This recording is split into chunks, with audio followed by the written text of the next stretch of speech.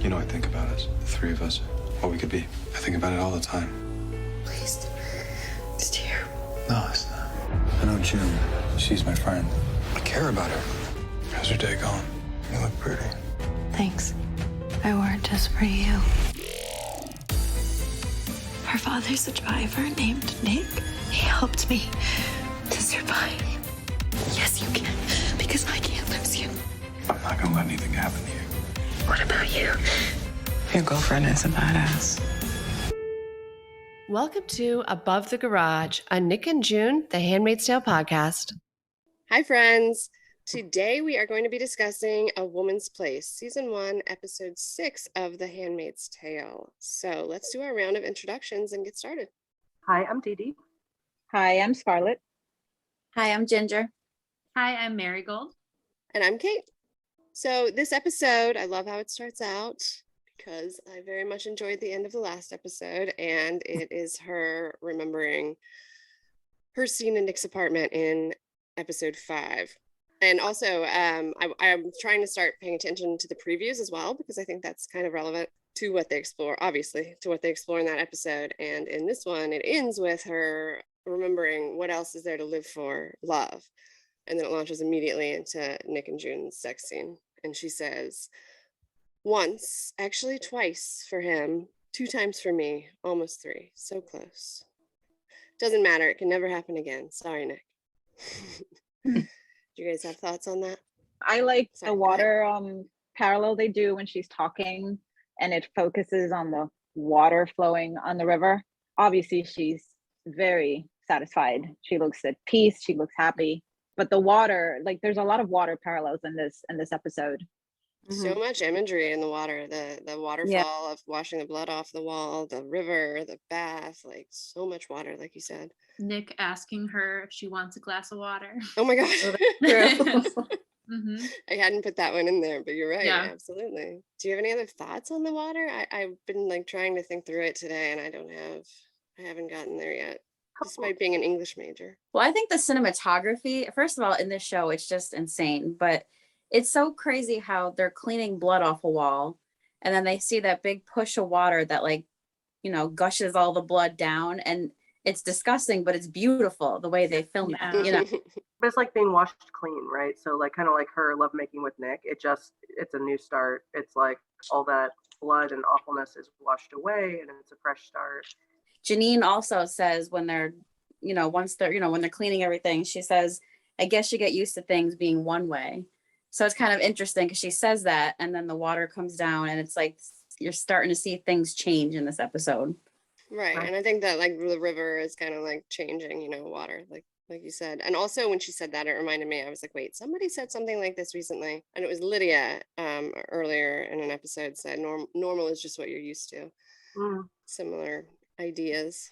I love that scene too of cleaning the wall for company that's coming, right? It's like Gilead knows that there will be people there inspecting their normal, and they actually have a little tidying up to do. Gotta hide the bodies, gotta hide the political murder, gotta wash the blood off the wall. Like, I love that. That's some toxic family imagery there, right? Like, it's like, do not tell anybody about the murders. Do not tell anybody about the rape. Act like you're happy. Smile. That reminds me of my family growing up very much. Like, smile for the picture. You gotta look happy. You know, like, I love that. Yeah. Which is funny though, because, you know, I feel like Gilead thinks that they every time the commanders or anyone speaks, they think they're doing the right thing, and they think they're superior to everyone, and this is the way it should be. Yet here we are cleaning for company and getting rid of the bodies and the blood, so they don't know what's going on. So it's kind of like they're showing their two faces. Yeah, because like later he's like, they looked at us like we're fucking freaks, and like we shouldn't have invited the wives. So yeah, I think they pretend not to be, but they're aware. Fred, you got your introspection, got some internal work to do that we can't do for you.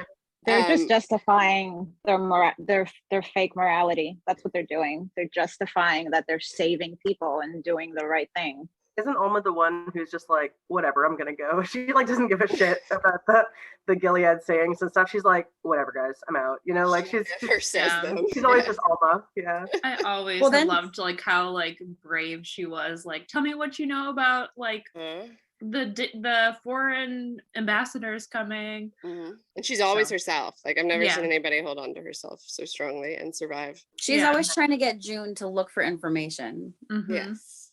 Because I thought it was funny too, because speaking of how blunt she is, she had said, because June was asking her how she knew all this, and she said small dick, big mouth, like the rest of the commanders, about her Yes. own commander. Yeah. I'm like, oh, it's just her bluntness. It's I love it's it. like comedic relief we need. I adore her. Her and Janine. Mhm. I absolutely love Nina Carey. Even like the other like regular handmaids, I can't remember all of their names. They're all like just so awesome. So in the next scene with June in the bathtub, Yeah, so it goes from there to June in the bath. I mean, she obviously was going to What was she gonna do? masturbate. And I love that Rita knocks on the door and June says, coming. Yeah. So Yeah. it's just kind of like a little double entendre. It is I thought that was perfect. really like cheeky and fun. I also like how she says awesome. Yeah. to Rita when Yeah. She's like, Mrs. Waterford wants to see you. And you can see them like finally starting to Mhm. be a little more friendly with each other. Mhm. So I enjoy that a lot. So we left at the river with the water, and if you think of, she's thinking of Nick, and there's a rush of water, which leads right into the water in the bathtub where she's also thinking of Nick.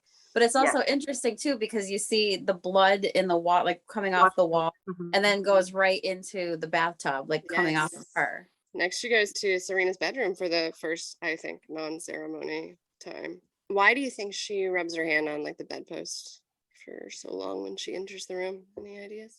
I think so. The episode is called A Woman's Place. So, like, Mhm. the theme of this episode seems to be like June and Serena and comparing their power. And I feel like June is kind of like feeling powerful because she's just had this moment with Nick, right? This night with him. And now she's thinking about him. So I feel like she's feeling powerful, which there's a couple other examples that I can talk about later that I saw in the episode. But so I feel like she's rubbing the pole because she's feeling like the power, like Fred, trying to test it out. I And love now that. she's in Serena's room alone. And you can, even during that conversation, you can kind of see them going head to head. Like June is obviously feeling pretty confident right now in this scene. She's staring at the cushion. She stares, I mean, and the camera focuses on the cushion as well as she's touching the bed. But as you were saying, at the end of the conversation, when Serena tells her to leave, she stays. Like she kind of defies her and stays for like an extra second. And Serena's looking at her like, what the fuck is she doing? And I love that because she's already starting to push forward against the wonderful Serena Joy. Yeah. And that's not even her first time in that scene, I think, when she said, red's my color. She's really stepping out of handmade boundaries. And then Serena tells her it's lucky. Yeah. Which I feel like is probably like a low-key threat, maybe. Yeah, I don't know if they were actually maybe being friendly, joking for once. No, you're right. It's probably threatening. It's Serena. I also feel like too, like I feel like when June's talking to Serena, she's getting that like that voice she gets when she talks with Fred, where she's kind of play acting, but Fred always falls for it, and Serena doesn't fall for it at all. Which again, like, and I guess we could talk about it later in the episode, where you kind of see that comparison big time in this episode between Serena and Fred, and how different they are. So I thought that was interesting that she tried that voice with her, because clearly Serena's not going to fall for that. Yeah, I had the same note there. Like when she dismisses her and June doesn't leave right away, that like her little rebellions are just piling up right now rapidly. I think probably her night with Nick has given her a lot of confidence. So then Serena, as she's starting to walk down the stairs, remembers her relationship with Fred from before. And I think this is the first time. Is this the first time we get flashbacks from anyone but June? Okay. Yeah, I think so. Yeah, I think so. So Fred says he needs to be romanced. You can write me a poem.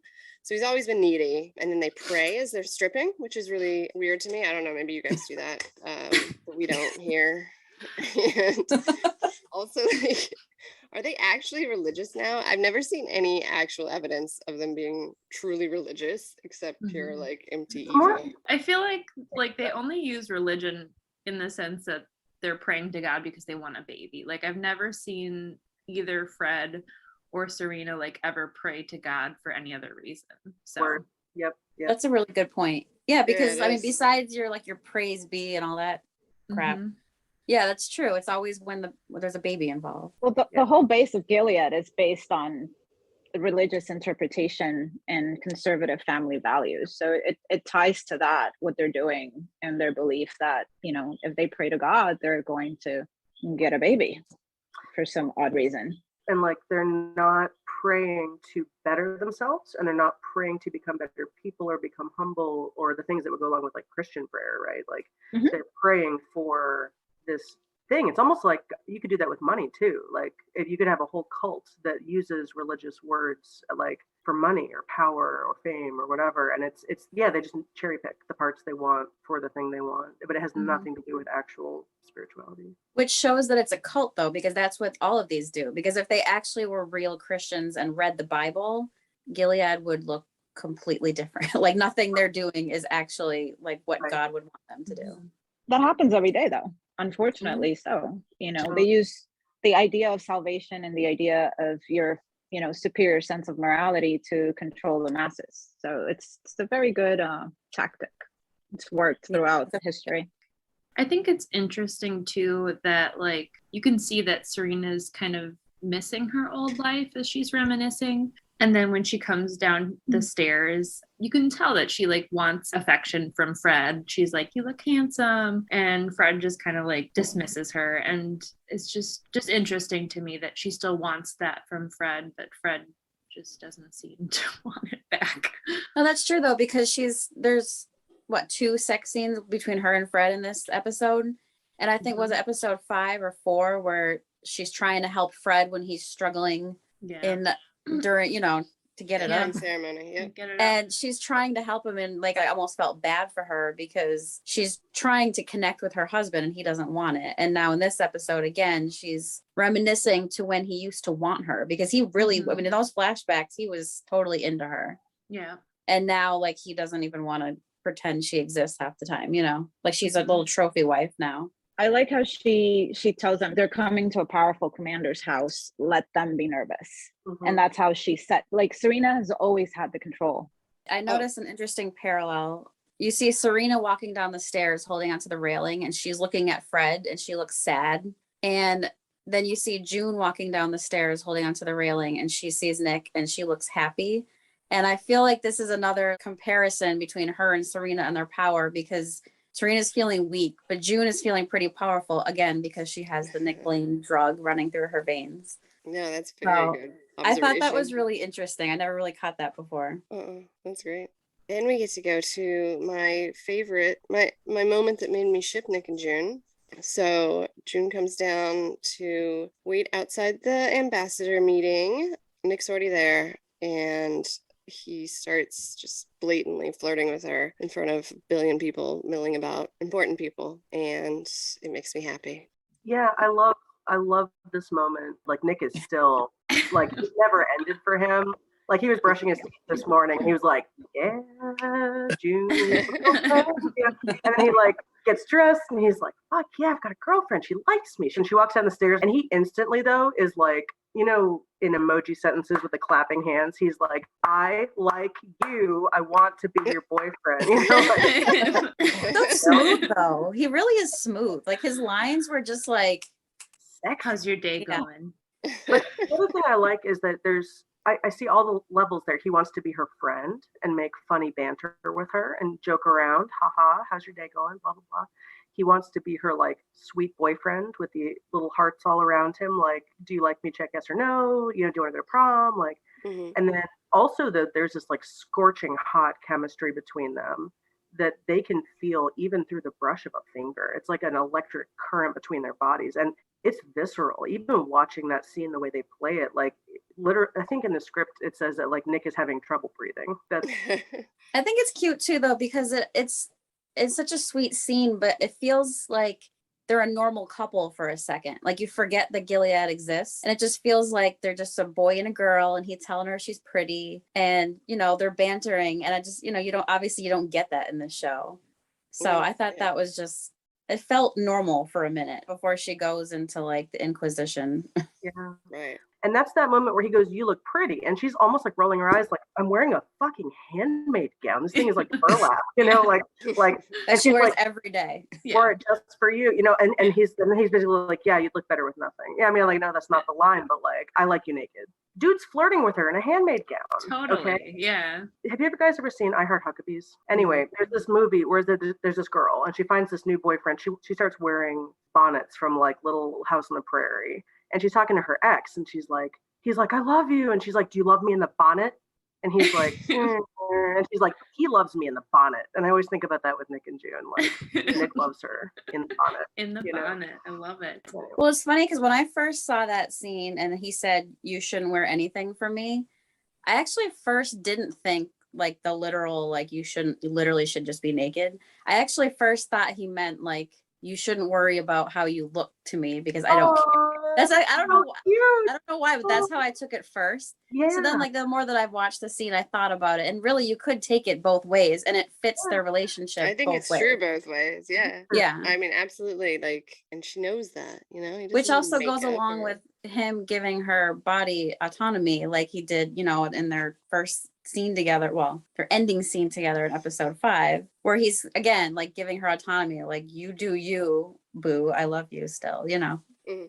I also love in the scene when Fred opens the door and he's like, "Nick, bring her in." Nick like looks back to her, and then he has this like subtle look of like annoyance on his face, like, I really have to go along with this shit. Like it's just so funny. Like, I feel like he translates it into a question almost to her, like Waterford orders Yeah, her. he's kind of like, "You cool?" Yeah, Yeah. exactly. He gives her a look like, "Okay, you ready?" Yep. Which is not what was intended by Waterford. So like, you could already see them having that conversation with their eyes, which is key to how they've always been, Totally them.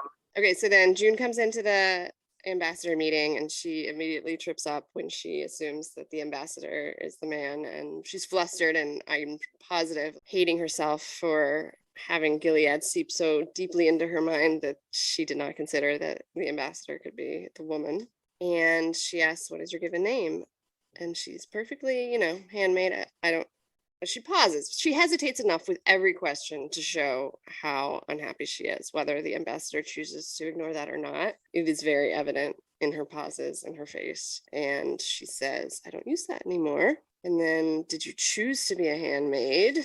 Another long hesitation, threatening look from Fred, obvious lie from June, and immediate like shame, like she looks down. I also love that when the ambassador asks June if she's happy, it immediately cuts to Nick afterwards. And he's not looking straight ahead like he normally is. He's worried about her and he's looking at her. Yeah, he's like, "Oh shit, like, what are you What's gonna she say?" gonna do? Like, you can tell that he's always has this like protective nature about him with June. Like he's like, say the right thing. You can just see like in his mind, like, don't say anything that's gonna get you killed, or He literally just wants to keep her alive.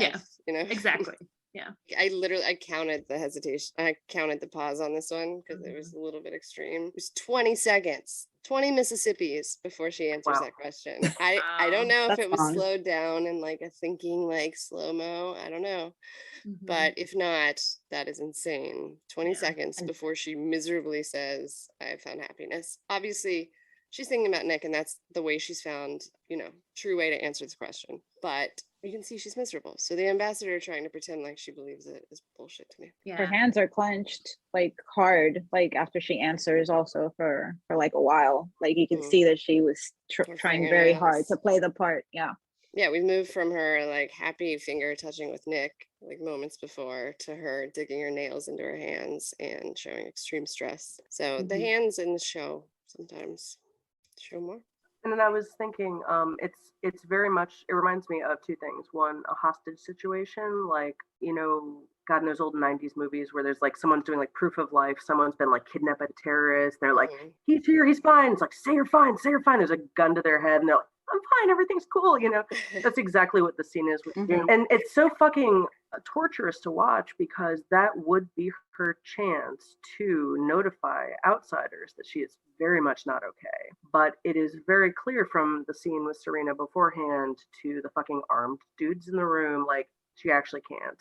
And it's hard to navigate that. And I think Elizabeth Moss did an amazing job. Like that would have been her moment. And it's easy for people to quarterback from the audience and go like, tell them you're miserable, or like Nick should just drive off with her or something. It's like they would be dead within seconds. They would be tortured to death. That's it. Like she actually can't. And that 20 Mississippis, I think, is her running those odds. Like, is there a way for me to say that I'm miserable that they won't hear? Like, I have found some happiness here. She's like, I have to say yes. How do I say yes? And then she sees Nick and she's like, sometimes I'm happy. Like, for example, last night, wink, like. That's actually in the script notes that they cut it out that she had a flashback of Nick after that. Which I think that's smart of her too, though, because I guess technically she's not lying if she's looking at him and saying, I've found some happiness, because she has. But overall, are you happy? No. I mean, if she said yes, like I think it helps her live with herself more, saying, I've found happiness. So that way you get like Fred, who's giving her the death stare. He's happy and Serena's happy that she played along. But in her own mind, I think it's like, I can't lie, but this is how I'm saving my own ass right now. What you just said reminded me of, I think what actually set her off and gave her the courage to tell the ambassador the truth was what did she say? Thank you for your candor. I think that is what I ultimately was like, oh no, that was not candor, Okay, but back to where we are. They go to the sitting room after dinner, and there the Mexican ambassador kind of calls Serena out. And I think you have the transcript, right, Scarlett? You want to read that? Never mistake a woman's meekness for weakness. Clever. Yes, it is. It's from A Woman's Place, my wife's book. And Fred makes this face like, fuck. He didn't know. Yeah. And then the ambassador says, I reread it on the plane. Such a thoughtful argument for domestic feminism, as it was called. Thank you. That's very kind. I heard you speak once at a rally before the war. You were very passionate. And she says, women were abandoning their families and we needed to make a change. We were running out of time. You were arrested for inciting a riot, if I recall. I had a temper in those days. Back then, did you ever imagine a society like this? And Serena tries to clap back and says, a society that has reduced its carbon emissions by 78% in 3 years. And the ambassador says, a society in which a woman can no longer read your book or anything else.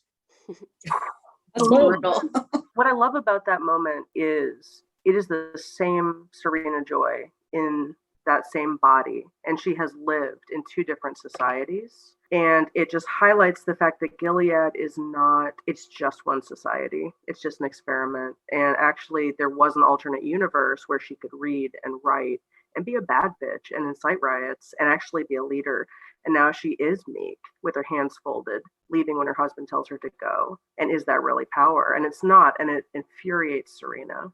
People forget that she did the whole propaganda for what Gilead becomes. Like somebody told me on Reddit the other day, she's a victim. She only wrote a book. Like, okay, you're not getting it. Like if you see this episode, and after this scene, we skip to the flashback of the movie theater. And I'm going to read the dialogue there when we get to that point. That's very important for the people that say that Serena had nothing to do. Serena and Fred were the people that basically proposed the takeover. It's written there. It's in the dialogue. And I love that they made the ambassador from Mexico a woman. I mean, that was definitely done on purpose because it's showing she's running this country, or she's, high up in this country, and they are looking for fertility resources and all that. But here you have a woman and she's powerful and she's kind of got, I guess in a way, similar interest with Serena as far as like, fertility and having more babies being born. And then you have Serena, who used to be that way and thought that's what she was going to get, and she didn't get that at all. Yeah, like the image versus the reality. Just like with sexiness and marriage and attraction, image and reality, right? Serena descends the stairs and her frigid husband is staring at the floor. June descends the stairs and her, scorching hot lover is already listening for her steps and staring at her. And he says, hey, like it's just it's almost like two women proceeding through the same level, but with completely separate experiences. And it's so funny that June is supposed to be the servant and she's free in this episode and empowered and activated, and Serena's supposed to be in power and she's just getting humiliated and ignored. And what an intense episode. I hadn't thought about it till that moment. I had Yeah. literally thought about it on that level, but like Serena's supposed to be the boss and she's just getting screwed. And June's supposed to be the servant and she's like living her best life. I feel like with these flashbacks and then with the scene she has with Nick in this episode, they're comparing how Serena's relationship with Fred is and how that affects her, where she used to be powerful and she wore the pants in the relationship. Then you have Nick and June, where every interaction they have in this episode ends up empowering her in the very next scene for all of these interactions. And that's how it's been since the season started, where he gives her the body autonomy, he gives her the power, like he gives it in a way where inwardly she feels powerful. He doesn't have to say anything to her. He doesn't have to give her a pep talk or anything, but just the way he makes her feel and the way that he respects her and sees her as a woman and lets her talk, like when he lets her vent at the end of this episode, that gives her the confidence and the power to build up to be, you know, the rebel that she's becoming. Yeah, and we see that a lot in this episode. So flashback to Fred and Serena pre-Gilead. FBI has been following Fred and Serena orders him to go out. So she's still being the alpha here in this scene. And they get to the movies and he's even, you know, she has this idea for a second book, fertility as a national resource, reproduction as a moral imperative. And he said, that's a great idea for your second book. You should write it. And then immediately he finds that it's happening. They issued the orders, what we proposed, 3 separate attacks, Congress first, then the White House, then the Supreme Court in 3 weeks. Praise be is what Serena says. Yes. Praise be. So she won't be Things writing have to that change. second book. No, she doesn't have to. I mean, they Yeah. use the fertility as Right. as a natural resource crisis in order to be able to convince people. The movie's a war movie. Like you hear the shooting. It's kind of a cool. Oh, it's so Super chilling. creepy. Yeah. Yeah. Fred tells her there's still going to be a lot of pain. And she says, there's pain now, so much of it. We're saving them. We're doing God's work. There it is. The justification of I have the moral right to save people because I know better. I am morally superior because I'm doing what I'm supposed to do. And that's how I justify, even though it clearly says in the Bible that the salvation is individual, just like free will. But let's interpret it in a different way. Right. No, it's definitely that like white settler colonialist privilege shit thing of like, I would know. where it's like, we're going to save your souls. We're going to colonize your place and it's now our place. And you don't know because you're like backwoods, whatever. And we're going to save you because we know better, because we're connected to God, the God. Right. And it's just such a like, you're right. Exactly. She's like, we're going to go hurt people and take away their free will and force them to do terrible things. Shall we go to a happy moment? Sure. Yes. Yeah. Yes. The best scene is next. The wall kiss of 1/6. It is the hottest kiss I've ever seen. And a lot of us say that. I've seen a lot of kisses. What was it about this one? Number one, the fact that it couldn't be stopped. It was happening. And somebody might have walked up there. And what would have happened to the driver if he had been caught kissing the handmaid in the hallway? Like that's literally punishable by death. And he did it downstairs, touching her hand. How much worse is this? My God, escalation, right? But like he can't not do it. It is worth it to him to take the risk that he could be killed to kiss her. I love that they kiss until they're breathless. He needs to stop and like gasp for air because he forgot to fucking breathe when he was kissing her so hard. And I love how she tries to fight it. She's like, it only makes it worse. Kind of like this isn't going to help anything. I'm just going to miss you more. And in the script, he says, I know, I'm sorry. And he does it anyway, you know, like. And her hands too, like you could see in her hand, she trying to hesitates. fight it. She hesitates and then she puts her hands in his hair and then she's just pulling him into her. Like you could see the progression of her Exactly. letting go. I always see a moment where they literally just like light on fire. It's like 1, 2, 3. There's this beat where it looks like they're in fucking bed again. Like they're moving as though they're right back where they were the day before. I don't know what she's doing with her hands. Everyone can kind of. They go under his jacket. You could see like his jacket. And that's when that's when his mouth is just like open. They're just like animals. Nick gets totally wrecked by kissing June. June has to stop it. She has to like steady herself on the wall too. She's got And she looks back. And she looks back like, Little walk. what the fuck? Yeah, they're both fucked up. They're in trouble. Those kids, they've caught feelings. They're in trouble. We all saw that. His eyes though, like the thing that I love is how, first of all, he pushes her against the wall, which is like really sexy, but also, you know, he's being dominant, right? but then he pauses and he basically gives her time to like walk away or stop it if she wants to, which again ties into how he was at the end of episode 5, right? And then, but then just the way he looks at her, like his eyes are, I mean, you could feel the fire coming out of his eyes. Yeah, but like show me it kiss better than that. No, that's my of all time. Even though it's hot and lustful and sexy and all that, there's just so much more to it. Like, you know, sometimes you see people kissing and you just know they want to fuck and get it over with. That's not what you see. Like, at least me, I've never seen that when they're together in any of their scenes, even in the hotter ones, without spoiling much. Like, even when there's this whole maybe dirtiness to it, or, you know, because he's pushing her against the wall, it's like a different theme to it. It's still, there's like more in the kiss. Like, I don't know if it's the way they, you know, the chemistry or the way it's acted or what we perceive, but it's just amazing because it's not just, I want to fuck you.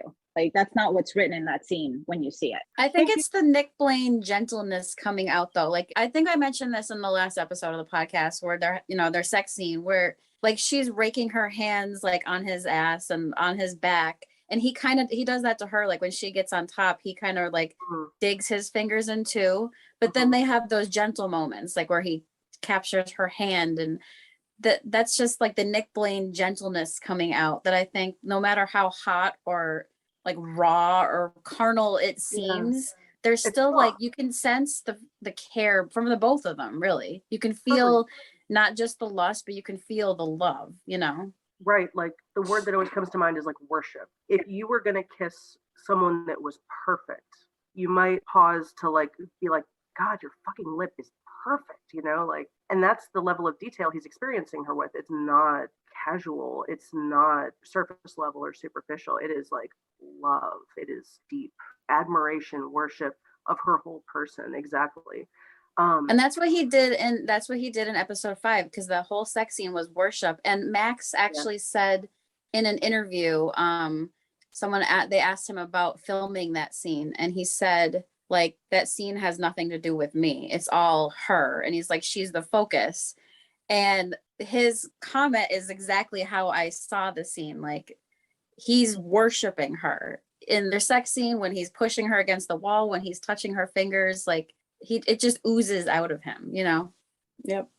So then she does go to Fred's office, telling her, and he's rambling on about, like, he's so angry about, did you see the way they looked at us? Like, we were fucking freaks. Who are they to judge us? And she's completely ignoring him. And he notices, which is strange because he's very unaware. And she's making the word skin, I think, on the Scrabble, on her Scrabble. Yeah. He asks her to kiss him after he's molested her, hand up her body, and she like pecks him distastefully, and then he says, like, you mean it. Well, before that though, he basically kicks her out, right? Because she's not paying attention and he's mad. So then she turns on her like fake manipulation charm with Fred, which again, I feel like she's coming off this high with Nick. And again, he's without even saying a word, just by touching her, like he's giving her that power now where she feels like you could see her face change. Like she's pissed off, rolling her eyes.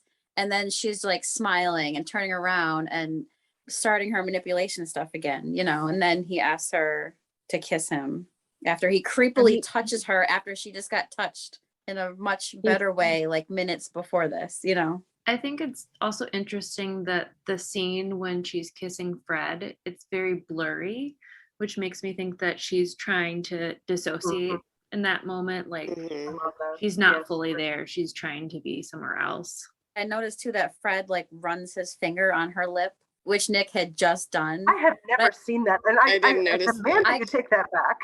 I know. I caught that because I was like, I was studying the episode, and I'm like, and he just touches her lips, and I'm like, oh God, like Nick just did that, and I felt like it was really such a contrast between the two scenes, because first he touches her, and she's obviously creeped out, as are all of us. But when Nick just touched her, we're all just like sweating and panting, right? So then Fred touches her lip. Yeah, Fred touches her lip, and he's so creepy about it too. Like it's not even like in a sexy way. So it's like not that he is. It's just like the June Serena symmetry throughout the episode of like woman's power. This is like man's power. And well, that's why I think it's showing the men, how these men are affecting these women. And again, Nick gives June power where Fred basically takes Serena's power, you know? That's what I think this episode is about. I think that's why it's named this. I think that in both of these couples that are being compared, Fred and Serena and Nick and June, the woman is the alpha, the woman is the power. And in Nick and June, he accepts that and he loves it and it works and it's great. And then with Fred and Serena, he's trying to shut that down and now they're miserable because they're not actually accepting the true power dynamics.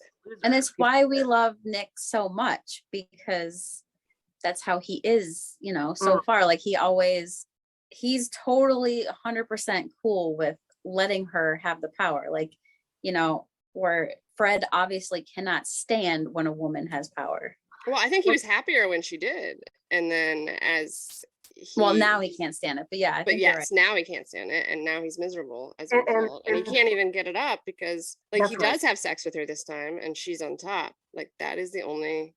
Oh my God, you're so right. He is only turned on by empowered women. Whoops, they fucked that up bad, dude. And that's what's so funny is like they have perverted nature. So like the natural way is the end of 1-5. Obviously, that's what love should look like.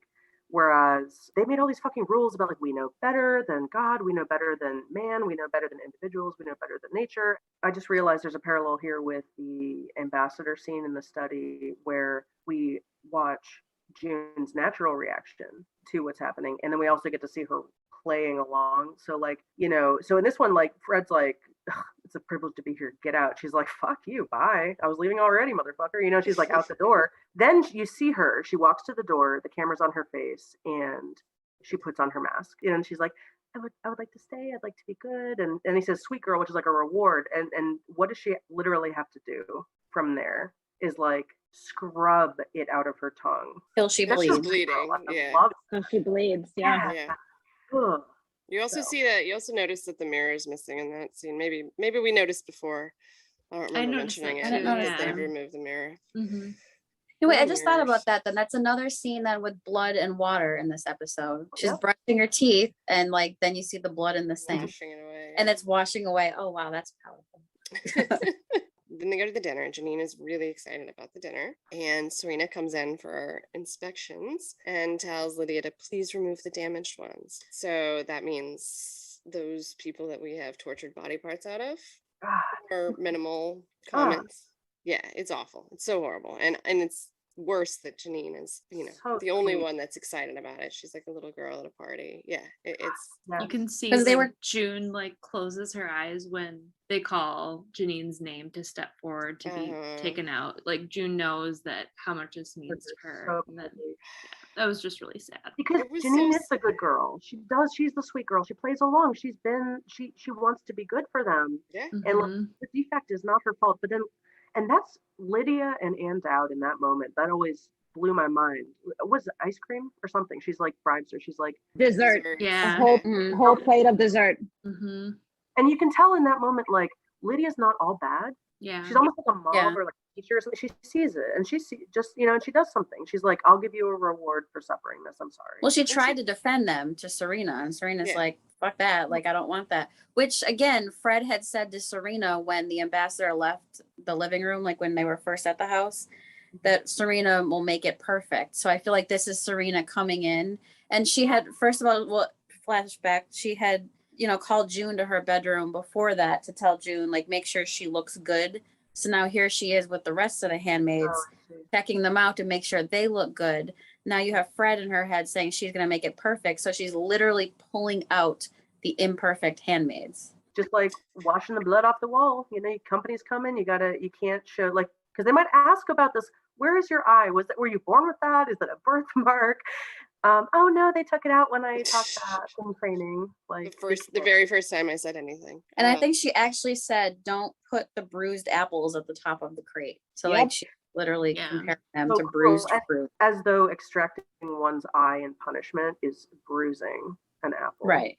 And Janine asks, "You promise?" And Aunt Lydia says, "Cross my heart, hope to die." So I mean, and she kisses her missing eye. Like she's being sweet. Like genuine, right? That's not put on. Authentic. Unlike Serena with the images, like Aunt Lydia actually has a good heart for these girls when they behave. Mm-hmm. what's really sad is once the children come out, you see the parallel of these, people that agree with the system being all happy, and the ambassador is in cloud nine. Those children laughing, smiling, playing, Mhm. running to their not captors, their parents, their friends. The point is they did it, and it was very chilling because you know that they actually convinced these outsiders that the handmaids are happy and the And children are volunteering to do this. maybe it's not that bad. They're going to go back to the outside world and go, yeah, we actually stayed there for weeks and we didn't see any signs of human rights abuses. But you see the faces of the handmaids looking to see if they see their children. Yeah. And they're frozen because they know they can't do anything about it. Like imagine, being in that position where you look to the side and you see your baby and you can't do anything about it. And like the camera zooms to their faces, and you can see all of them kind of thinking the same thing, it was a really chilling scene to watch. Horrified. It's cruel. It was like one of the It's so cruelest awful. things Cruel. I think Right. I've Very witnessed cruel. in the show. Stomach just sinks. You're just like, oh God. It's the same thing like in Birthday, that moment where all the women, you're seeing the grief. Like the moment where they take the baby hurts. And the moment where the children are paraded around as this victory, this product of Gilead, this good thing, that there's my kidnapped child in someone else's arms. It's grief. It sucks. And we experience that with them because again, the handmaid actors are fucking incredible.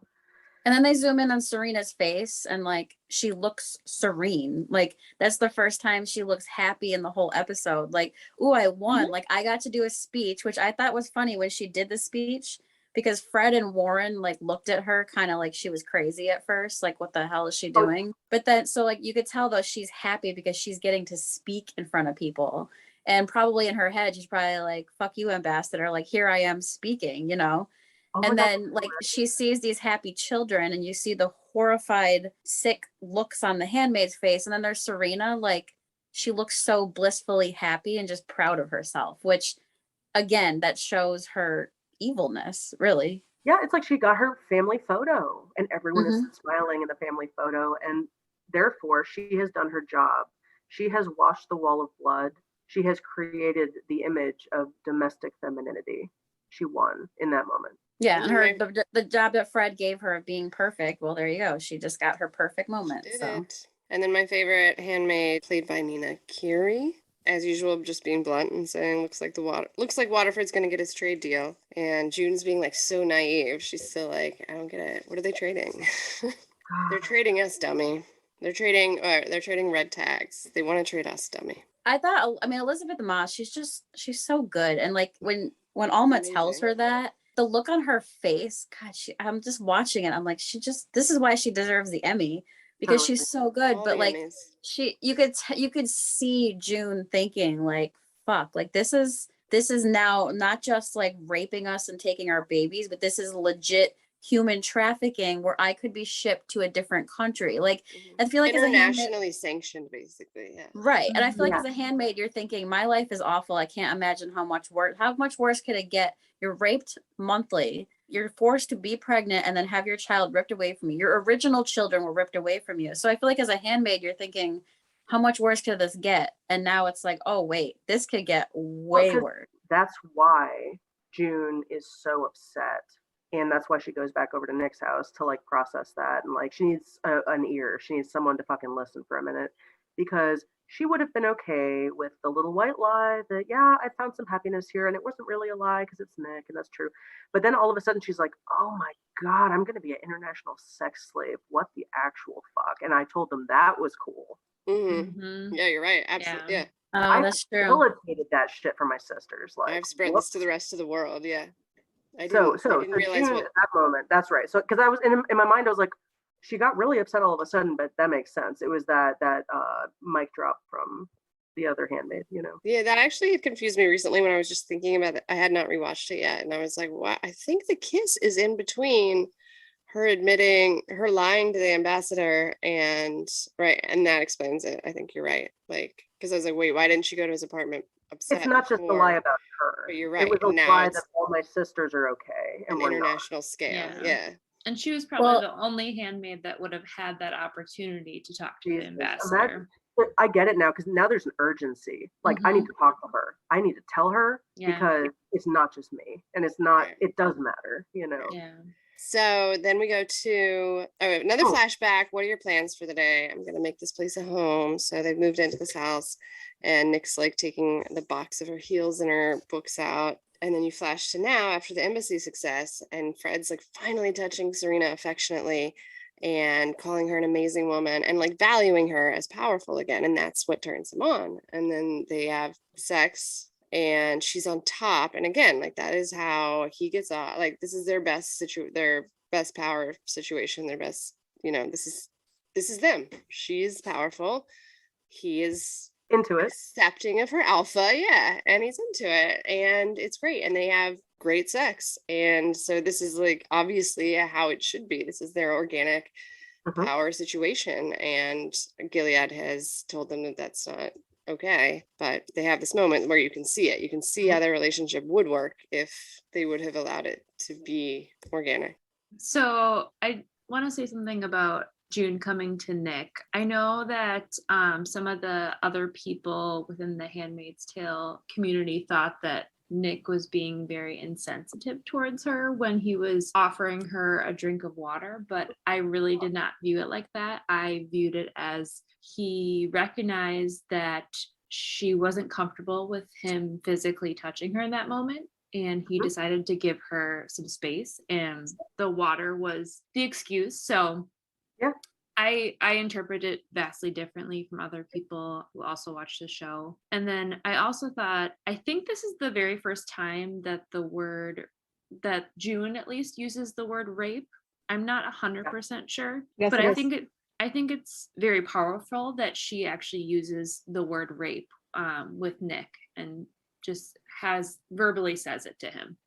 Because Nick has made a safe space where she can be her real self and use her real voice and think and process what is happening to her. Yes. She finds that word. Yeah. In Nick Blaine's presence, because he allows her that safety. She goes, "It's rape." And then she goes to the ambassador, and then she has a word to tell her.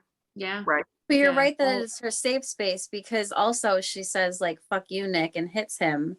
And he's still, again, his apartment is her safe space, but he is too, because he doesn't even react. Like, he doesn't even look pissed. He's just like, you vent, let it all out. Like, I don't get raped all the time, so I have no opinion on this, you know? It's like, it doesn't even cross his mind to like think about his own feelings in that moment. Like, it's truly like she's saying these things to him. He doesn't care. Like, he takes himself out of it, because it's selfless. It's godly love. It's he doesn't need anything back. He exists to love her. Love is a verb for him. It is not a noun. For Fred, love would be a noun. It's something he can have and take and get. The other thing I love here is June says her real name. Talk about finding a meaningful, powerful word and identity in the presence of Nick Blaine. He's like, it is treason to say this, and I'm on your team. You are June. Yeah, it's the trust building that's been happening like progressively in each episode. And this was another powerful moment in their relationship where, I mean, the last episode, he tells her he's an I, which is huge. And here's another thing. She's telling him her name, which is huge, and he's recognizing it. Yeah, and I just really love the scene for so many reasons, because it's the first time she really like yells at him, you know, and he's fully like, I can do this for you. I can, you know, let you just vent and hit me. And I mean, she doesn't hit you, but he would let her, you know, whatever, just take it all out on me, because I will do anything I can. And all I can do for you right now is absorb your blows, you know? And he reads her body language so well, though. Like you said, Marigold, like just a slight movement towards her. He can tell she slightly moves back, and he's like, all right, she doesn't want to be held yet. I'm going to give her space. Do you want a glass of water? Sure. Gets the glass of water. Walks back, can sense that, okay, wait, now she is accepting of, like, she wants me to like physically hold her. And he takes, I love how he like palms her, you know, the back of her head and holds her and kisses her forehead first, which I never saw for like the first 3 years of rewatching this. Strokes her with his thumb. And my other thing about the glass of water, I'm not sure if all of our listeners have had panic attacks. I've had panic attacks as recently as last week. It is very grounding for someone to offer you a glass of water. It really is. I mean, true. Like if I was coming upon someone, it puts you back in the physical moment. You have to kind of concentrate. You have to hold the glass. You have to drink it. It takes you out of whatever's happening in your head, which is her being raped by Fred. So like, actually, Nick Blaine, Panic Attack Management, A+, gold star. Yeah. Wow. But I think also I think he's also doing that because he's trying to give her a minute to like gather herself. Like, let's take a time out. I'm going to step over here to try to do something to help you, but you like calm down. And then you see like her face, like you can see her actually fighting with herself. Like, should I say it? I want to say it. Should I do it? I'm going to do it, you know?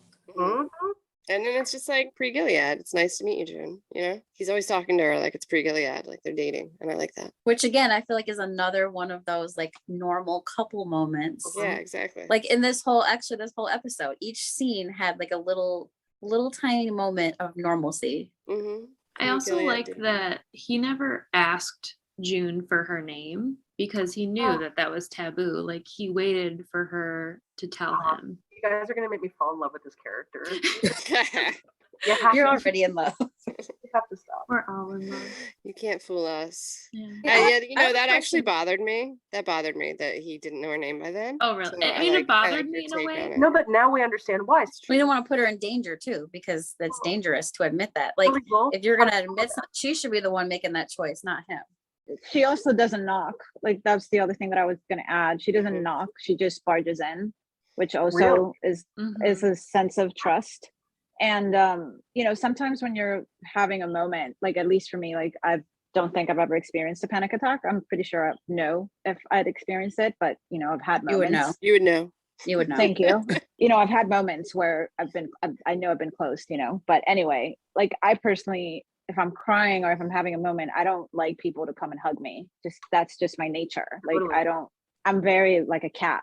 So, you know, I understand like the glass of water is just, you know, trying to give her space, and she moves back.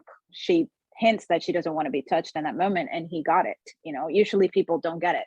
Most men don't get it. They just want to, oh, come here. Let me hug you. Let me make you feel better. And that's not what you want.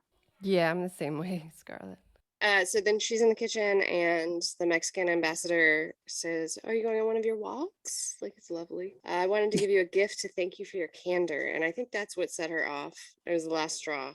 Like, I can't let you leave here and think that I was being candid with you, right? And she says, but you don't understand. I lied to you. This is a brutal place. We're prisoners. If we run, they'll try to kill us, or worse, they beat us. They use cattle prods to try to get us to behave. If we're caught reading, they cut off a finger. Second offense, just the whole hand. They gouge out our eyes.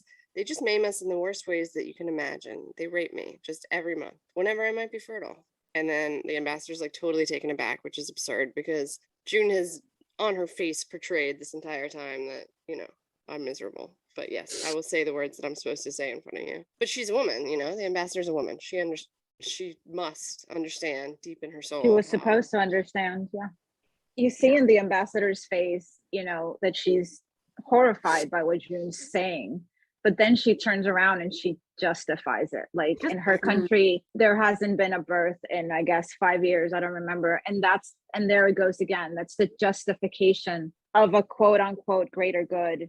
Better is not better for everyone else. Bullshit that they're trying to sell on everybody. And then what does June says? We're human beings. And, you know, like June gets ballsy because she gets in her face. I know, like, what are you fucking trading us for? And it's powerful too, like when the ambassador says my country is dying and June says my country is already dead.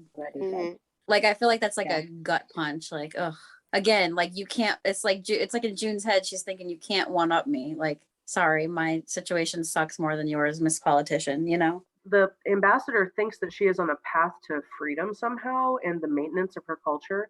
June is like, you are inviting a fascist predator state into your place. They will take over. They will consume you, and there'll be nothing left. So she leaves. She does not, she doesn't tell Fred what's happening. I mean, it's very obvious what's happening anyway when Fred walks in, but you know. But of course he doesn't pick up on it because he's an idiot. So. He doesn't.